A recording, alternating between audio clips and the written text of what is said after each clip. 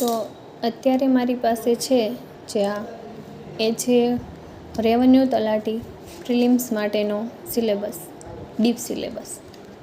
તો હવે revenue તલાટીની exam નજીકમાં છે, તો આપણે તેનો ડીપ સિલેબસનો વિડીયો બહુ લેટ અપલોડ કર્યો છે, પરંતુ તો પણ જે લોકોને હજી શરૂઆત જ છે, પહેલી બીજી એક્ઝામ જ હોય કે પછી કોલેજ હજી ગ્રેજ્યુએશન કમ્પ્લીટ થયું હોય, તો એ લોકો માટે અને કોઈ પણ માટે સિલેબસ બહુ જ ઇમ્પોર્ટન્ટ વસ્તુ છે. અને સિલેબસ બાજુમાં રાખીને વાંચવું એ તો મોસ્ટ એમપી છે. તો આજે હું તમને બધાને સિલેબસ છે જે ડીપલી એ આપણે ડિસ્કસ કરશું. તો એક તો જો આ ઓફિશિયલ વેબસાઇટ ઉપરથી લીધેલો છે અને આપણે હવે જોઈએ સિલેબસ. તો અહીંયા માર્ક સાથે અને ટોટલ જે આ સિલેબસ છે તે હું તમને બધું ડીપલી સમજાવી દઉં. જે લોકોને માટે નવું જ તૈયારી છે, જે લોકો માટે સ્ટાર્ટિંગ જ છે, તે લોકોને પણ જે છે તે ડીપલી સમજાઈ જાય. તો પ્રિલિમ્સ માટે છે એ આપણે અહીંયા જોઈએ તો ગુજરાતી, જે આપણો શું કહેવાય બધા માટે વીક પણ ના હોય, અમુક માટે વીક સબ્જેક્ટ છે, અમુક માટે પ્લસ પોઈન્ટ છે. તો આપણી માતૃભાષા જે આપણને વધારે આમ કહીએ તો માર્ક્સ અપાવે, પણ આપણે જ્યારથી કોન્સ્ટેબલનું પેપર જોયું છે ત્યારથી તો કહેવાય કે એ કરતાં ઇંગ્લિશ સારું એમ. પણ જોઈએ તો ગુજરાતીના 20 માર્ક છે અને અહીંયા જે દર વખતે હોય છે એ જ રીતે રૂઢિપ્રયોગ, કહેવત, પછી સમાનાર્થી, વિરુદ્ધાર્થી, સમાસ વિગ્રહ, છંદ, આ બધા છે તે આપણે કહી શકીએ કે વ્યાકરણ પોઈન્ટ છે. અને આ બધા છે તે શબ્દાર્થ ગ્રહણ કે શબ્દાર્થ માટેના છે. અને રૂઢિપ્રયોગ, કહેવત છે, પછી સમાનાર્થી, વિરુદ્ધાર્થી છે, આ બધું તમારે ડેઈલી કરવું જોઈએ.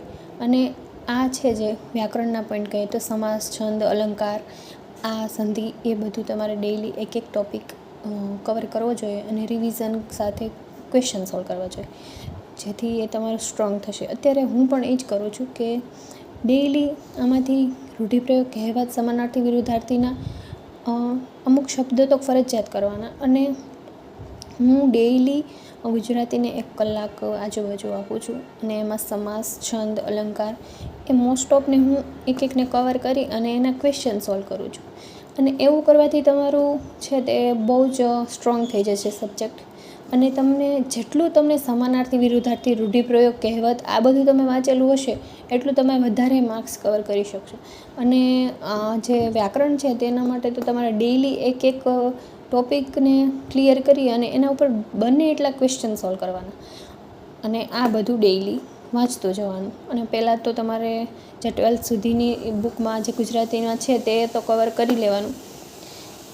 અને એના માટે જોઈએ તો 12th સુધીની બુક પહેલાં વાંચી લેવી. અને ધેન પછી કોઈ ઓથેન્ટિક બુક જોઈએ તો એમાંથી તમારે વાંચવું, અથવા તો ગુજરાતીમાં મોસ્ટ ઓફ 12th સુધીની બુક કવર કરી લેવી. અને પછી આપણે વાત કરીએ ઇંગ્લિશની. તો ઇંગ્લિશ છે જે બધા માટે સ્ટ્રોંગ સબ્જેક્ટ નથી હોતો. માર્ક જે જતા હોય છે મોસ્ટ ઓફ ઇંગ્લિશમાંથી જ જતા હોય છે.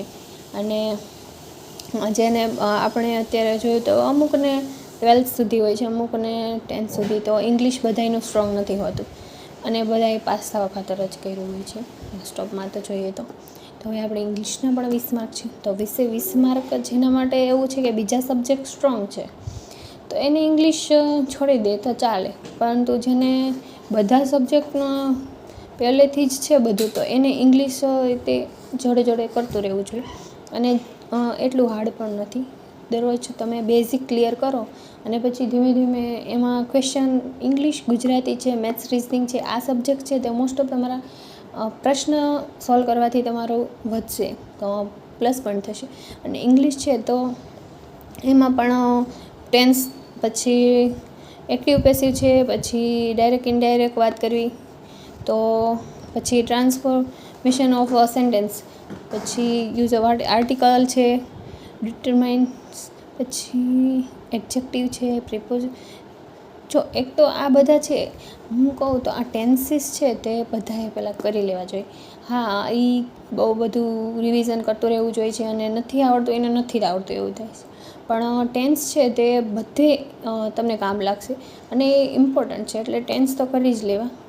પછી વાત કરીએ તો એડજેક્ટિવ, પ્રિપોઝિશન, કન્જક્શન આ બધા તમને માર્ક અપાવશે અને આ એટલા હાર્ડ નથી, સાવ ઇઝી પોઈન્ટ છે આ બધા ટોપિક. આ ટોપિક તો કરી લેવા. આર્ટિકલ્સ પણ એ પણ તમને ઇઝી પડશે. પછી વર્બ્સ એન્ડ એડવર્બ્સ, તો આ પણ કંઈ એટલા હાર્ડ નથી. નાઉન, પ્રોનાઉન છે, આ બધા બેઝિક પોઈન્ટ છે, આ તો કવર કરી લેવા જોઈએ. આમાંથી તો આપણે માર્ક ઇનફેક્ટ ન જાય. પછી આઇડોમિક એક્સપ્રેશન, તો જો આ છે તો આ કંઈ નવું નથી, આનો અર્થ રૂઢિપ્રયોગ જ થાય છે. મેં લખ્યું પણ છે બાજુમાં, એટલે તમને સમજાઈ જાય. પછી સમાનાર્થી, વિરોધાર્થી આમાં પણ આવવાના છે અને આમાં તમારે જેમ બને એમ આ માટે તમારે 12th સુધીની બુકના શબ્દાર્થ બધા કરી લેવા જોઈએ અને એના માટેની એક બુક પણ આવે છે બધી મિક્સ માટે, મતલબ બધા મિક્સ શબ્દાર્થ છે. પછી વોકેબ માટેની બુક છે, નામ તો અત્યારે એનું નામ રીડર છે. હા, રીડર કરીને એક બુક આવે છે, એ તમારે 100 આવતી હશે તો એ લઈ લેવી અને એમાંથી બધું વાંચી લેવું. જેમ બને એમ દરરોજ 10, 20, 50 શબ્દો કરવા અને એ તમને યુઝફુલ થશે. અને ટેન્સ માટે પછી આ અમુક જે બધા પોઈન્ટ છે એના માટે આપણે ડેઇલી વિડીયોઝ બનાવવાના છીએ. એક ટોપિક મેથ્સનો ઇઝી રીતે, બધું ઇઝી થાય એ રીતે. અને ઇંગ્લિશ, જે બેઝિકથી ઇંગ્લિશ શરૂ કરવાનું છે, જે લોકોને સાવ એટલે સાવ ઝીરો છે ઇંગ્લિશ, એ લોકો માટે પણ યુઝફુલ થાય એમ. બહુ મોટો એકેડેમિક છે એ રીતે નહીં કે બધું હાર્ડ જ શરૂ કરવાનું, તો આપણે સાવ એટલે સાવ એકથી ઇંગ્લિશ શરૂ કરવાનું છે. અને પછી બધા ટોપિક કવર કરી લઈશું. પણ આજે સમાનાર્થી, વિરુદ્ધાર્થી, રૂઢિપ્રયોગ એ બધું તમારે વાંચવું પડશે, તો પણ આપણે એના પોસ્ટ છે આ તે ક્વેશ્ચન રાખશું એટલે તમને બધાને ખબર પડે. અને